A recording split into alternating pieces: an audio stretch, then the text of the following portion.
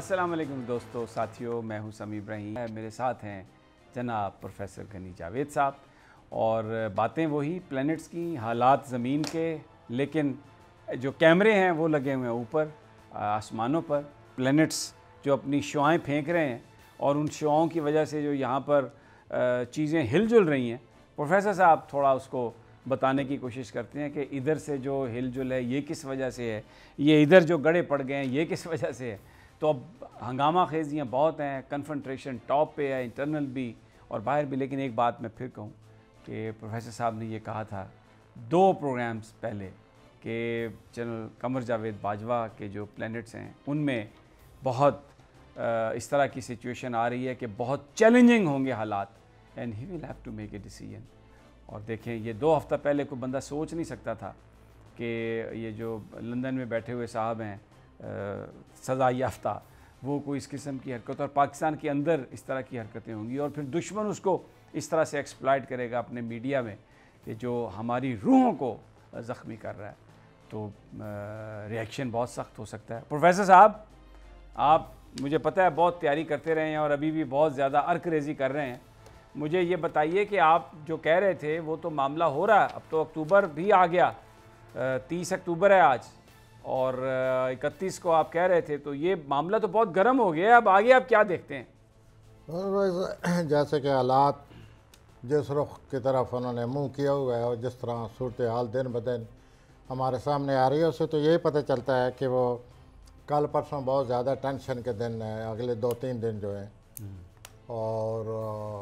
جب ضرورت زیادہ ٹینشن بڑھ جاتی ہے تو کوئی نہ کوئی یا تو فیصلہ ہوتا ہے، یا کوئی قدم اٹھایا جاتا ہے، یا کوئی صورتحال کو حل کرنے کی کوشش کی جاتی ہے۔ تو ٹینشن تو بہت زیادہ ہے سمیع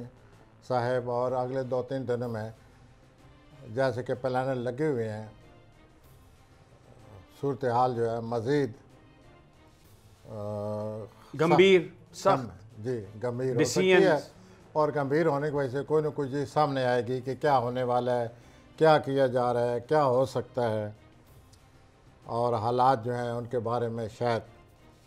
دشمن بھی فائدہ اٹھانے کی سوچ سکتا ہے۔ ہاں جی، ایسے جو مواقع ہیں یہ تو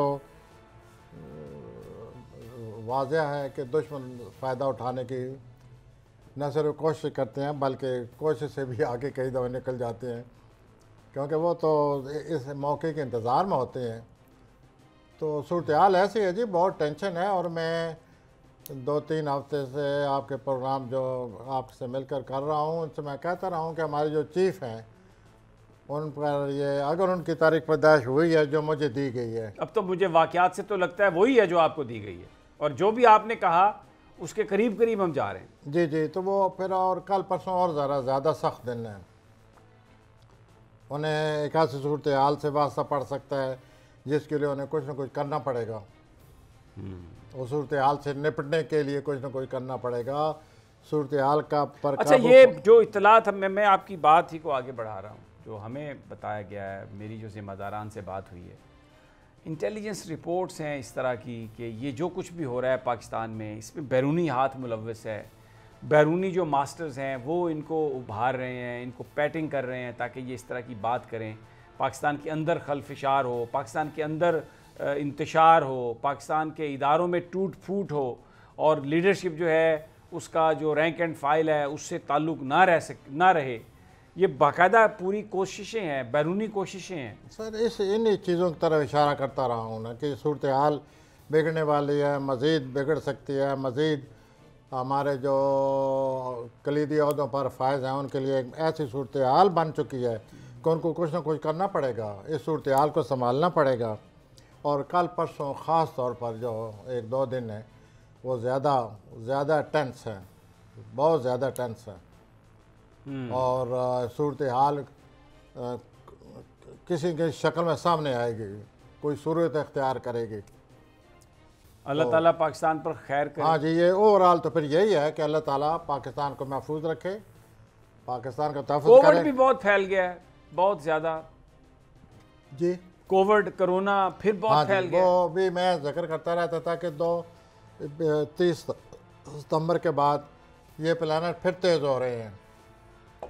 تو ایک ہمارے یہاں بڑی خوش فہمی تھی 1-2 مہینے کی، یہ سلو ہو گیا ہے، اس پر قابو پا لیا گیا ہے، ایسے لوگ ہم لوگ سارے سمجھنے لگ گئے تھے اور اپنے آپ کو محسوس کر رہے تھے کہ وبا سے ہماری جان بچ گئی ہے۔ لیکن میں یہ ساتھ یہ کہہ رہا تھا کہ یہ پلانٹ ابھی ریٹروگیٹ ہیں، یہ سلو ہو گئے ہیں، یہ پتہ اس وقت چلے گا جب یہ تیز ہوں گے۔ پھر میں نے یہ آپ سے کیا تھا کہ یہ 30 ستمبر تک تیز ہو جائیں گے، اس کے بعد پتہ چلے گا کہ آیا یہ تیز ہونے کے بعد بھی ایسی سلو موومنٹ ہے پینڈیمک کی۔ لیکن خطرہ یہ تھا، امکان اس بات کا پایا جاتا تھا، جیسے میں ذکر کرتا رہا ہوں، کہ ممکن ہے ان کے پلانٹ کے دوبارہ تیز ہونے سے یہ صورتحال، پینڈیمک کی صورتحال مزید تیز ہو جائے گی۔ تو وہ خبریں تو ایسی آ رہی ہیں سمیع صاحب کہ یہ معاملہ تیز ہو رہا ہے دن بدن، لیکن میں یہ سمجھتا ہوں کہ اگر اس کی یہی ریزن ہے کہ ان پلانٹ کے تیز ہونے سے یہ پینڈیمک تیز ہو گیا ہے، تو پھر یہ پلانٹ تو چھوڑ رہے ہیں